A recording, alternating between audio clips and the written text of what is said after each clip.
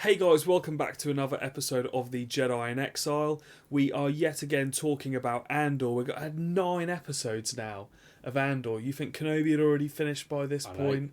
9, we're on episode 9 out of 12. Now before we dive in and give you our thoughts of this episode, as ever, a big thank you to everybody who's given us support. But for everybody else, if you're watching this this episode, please do like the page, like the episode, subscribe, share it all out to your friends, click the notification bell, all the great stuff. Every little helps, as Tesco says. So Matt, episode 9. Yeah. It's called Nobody's Listening. Now for all you clever clogs out there, we did call episode 8 Nobody's Listening. I'll admit I made a bit of a mistake. I never make a mistake, you know me. So, no, we're just going to draw a line under it. This is the episode Nobody's Listening. So talk me through it, Matt. What did you think? So, I thought this one was quite... I say this every time, but quite kind of insightful as to... I felt like this was world building a little bit more, which I really enjoyed. Again, we touched on it in the previous review.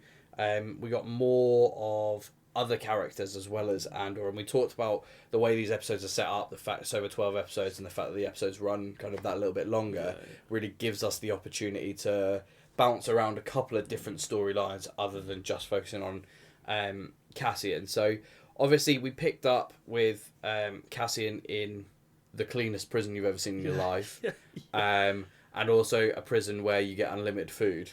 Food and drink. They want to keep you well nourished, don't they? But so we kind of got to see a little bit more of the dynamic there. I think in the last episode we got to see some of it, but not all of it. Andy Serkis's character, is it Kino? Yeah. Is back, and kind of we're starting to see that maybe the things that Cassian thought about this place when he first got there might not necessarily still be true, and that there's something a little bit under the surface. So I thought that was cool, but let's kind of go to one of our favourite characters to talk about, and that's Mon Mothma. Yeah.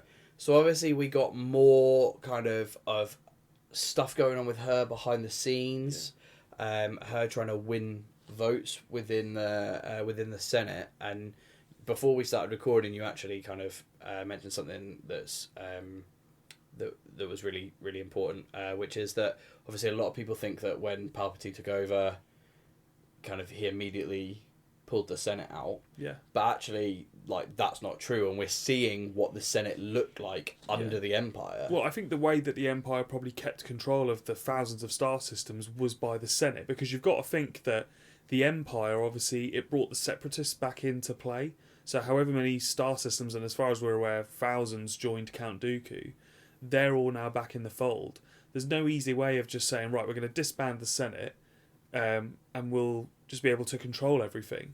So we knew from episode 4, obviously the start of that, Grand Moff Tarkin comes in, doesn't he, and says, Palpatine's dissolved the Senate, the regional governors will take control. Well, that's already after them having 20 years of the Empire on all these systems. So of course you can do that. You can just have a regional governor who looks after maybe 10 or 20 systems. So the actual politics of that, I think it's showing what it would be like in real life. Yeah, it actually feels like it would be true to life. She's speaking out against the Empire and standing up for people. The Empire can't just kill her. They can't assassinate her because it's obvious. Yeah, and it's really obvious. But it's the fact that it might give people... I mean, it would make her a martyr, wouldn't it? That's the thing. It would make people rally around her. Palpatine knows from his time as pretending to be, the good guy, the good Chancellor. He knows that, Mon Mothma was in that group with Padme Amidala, the whiter than white group with Bail Organa, the people who really were actually good people. They weren't corrupt. They were clean. Yeah, absolutely. So I think he realises that she represents a certain person in society, and Palpatine probably wants to be seen as an emperor. Not that he maybe cares too much because he has got full control, but he probably still wants to be seen as that darling of the the impoverished. It was easier, isn't it, to control people and because he's not. Let's face it, he's not broadcasting the fact to working class impoverished people that he's a Sith Lord, because people would associate that with Is he not? with being bad. He's not shooting lightning out of everywhere. Like, as far as they're concerned, the way he looks is because the Jedi tried to assassinate him. Yeah. You know, he's got rid of the scourge of the Jedi. He's bringing order. You know, it's reminiscent almost, like it's like a mirror, a different side of a coin of today's society, isn't it? Like in certain countries. So it's really interesting. I like that kind of real life, and like you say, a bit of world building as well, because I feel like this episode is kind of, and again I keep saying this episode I feel like has set us up, that I think the last 3 episodes that we can have in this series, so episode 10, 11, 12, they could be so accelerated with so much happening, because clearly we're coming to the business end of this series. We've already had the heist, which was halfway through. We're now onto this. Clearly they're in the prison. They're gonna, I assume, try and break out. Well, they must break out because Andor's in Rogue One. Spoilers. So something must happen, and I'm so excited for that, because obviously the end of the episode, like Andy Serkis realizes maybe that he's going to be part of this, that nobody's getting out. It really left it on a bit of a cliffhanger. So I thought the episode was really good, actually, even though not a lot really happened. So I think this is the thing, and we criticised the first 3 episodes, or first 2 and a bit episodes. Yeah. Of kind of being, and I'm going to use the term, and it's used a lot in reviews and probably overused, but slow, right? And it is normally used in a negative context. And we said we enjoyed the first couple of episodes, but I think without episode 3, it would have felt like it would have been struggling to feel invested. I think a big part of the fact that we not stuck with it, because we were always going to watch them all, but I think because there was so much action in the trailer for the series, the fact that the first 2, 3, 4 episodes were fairly slow, we were like, but it's going to get really good because we know this happens. We've seen it in the trailer, and we knew like hints of what was going to happen.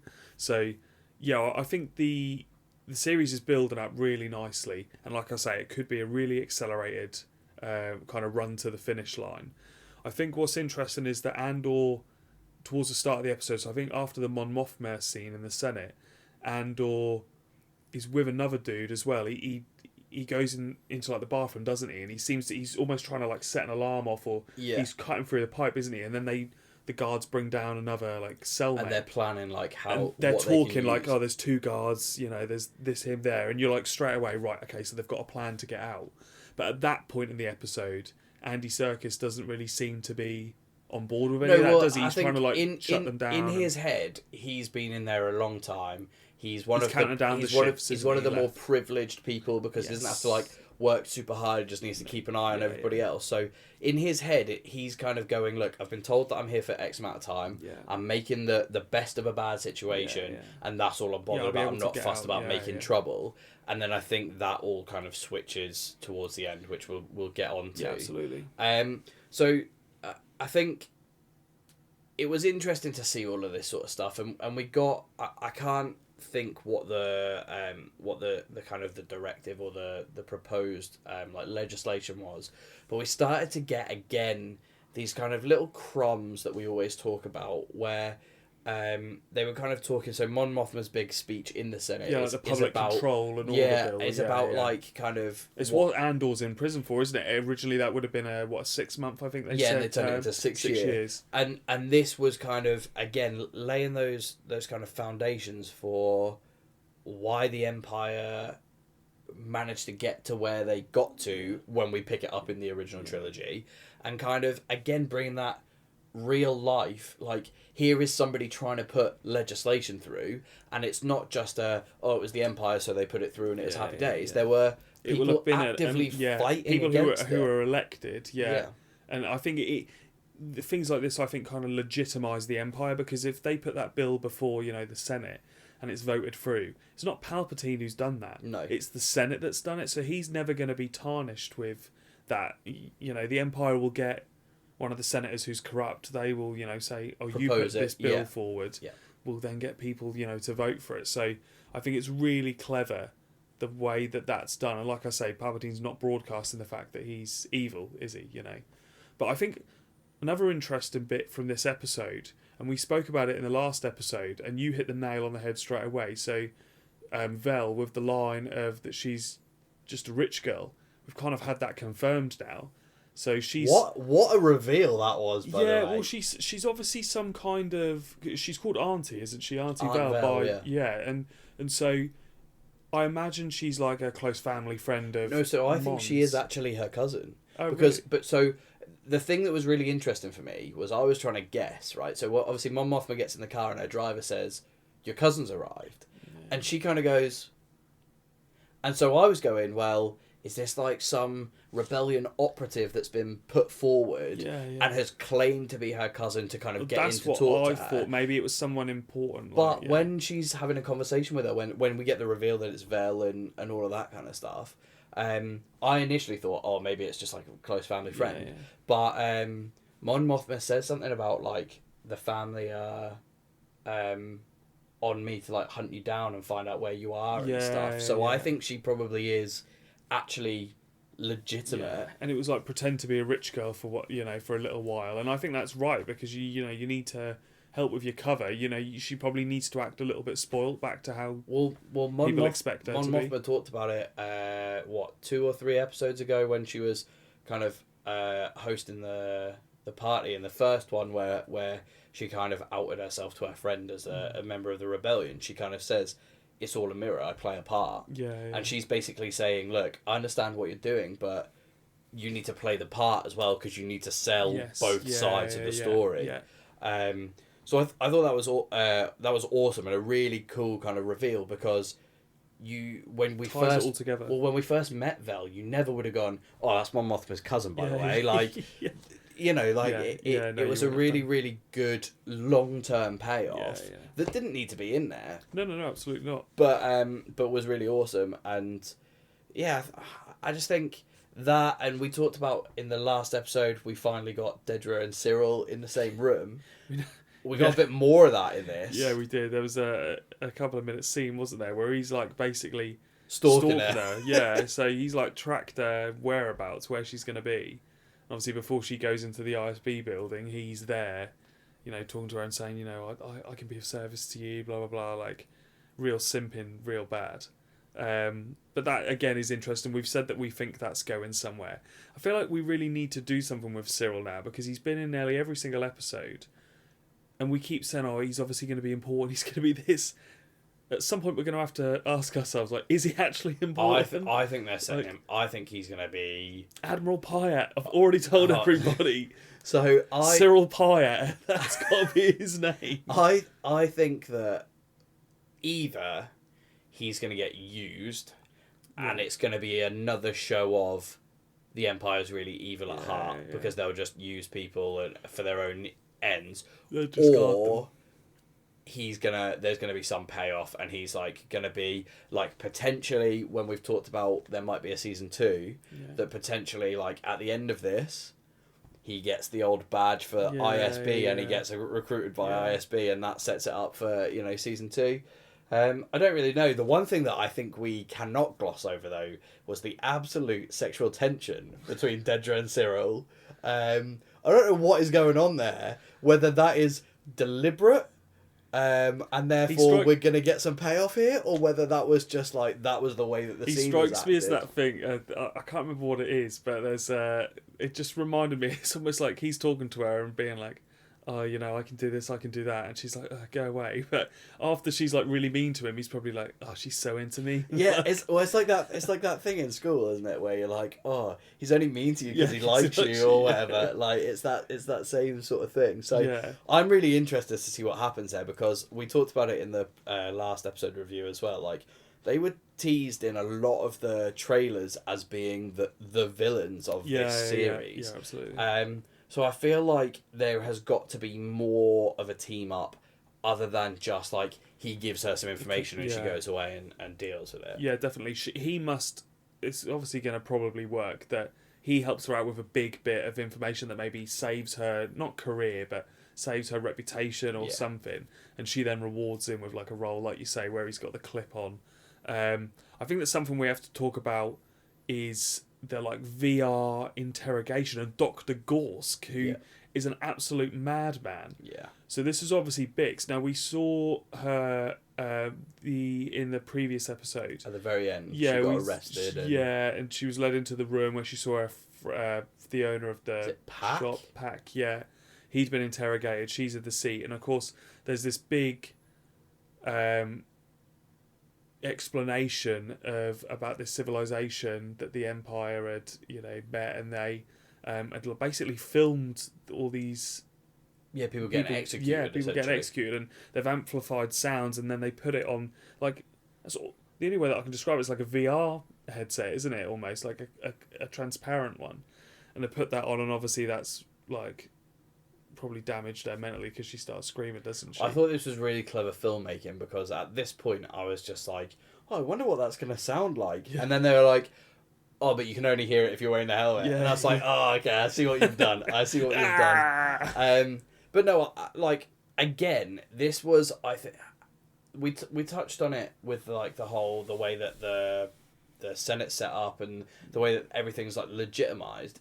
This went the opposite way. This was very much the storyteller's way of reinforcing these guys are evil. Yeah, like they are actually torturing and interrogating somebody to kind of get what they want.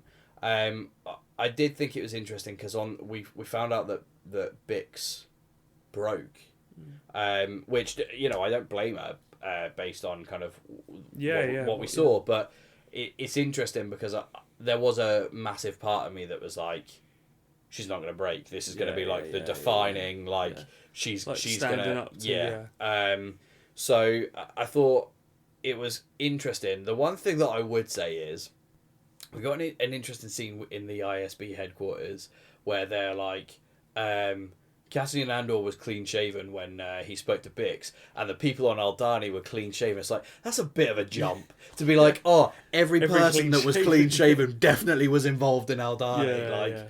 That was a bit of a jump, but I understand they have to do something, and they needed some device to try and like link him to that. So I do get that, but I think the interrogation thing was definitely a plot point to help them get there. I think, a prediction I've maybe got is that I think that's maybe the thing that turns Andor into this kind of rebellion hero is what happens to Bix, because clearly they've had a relationship in the past.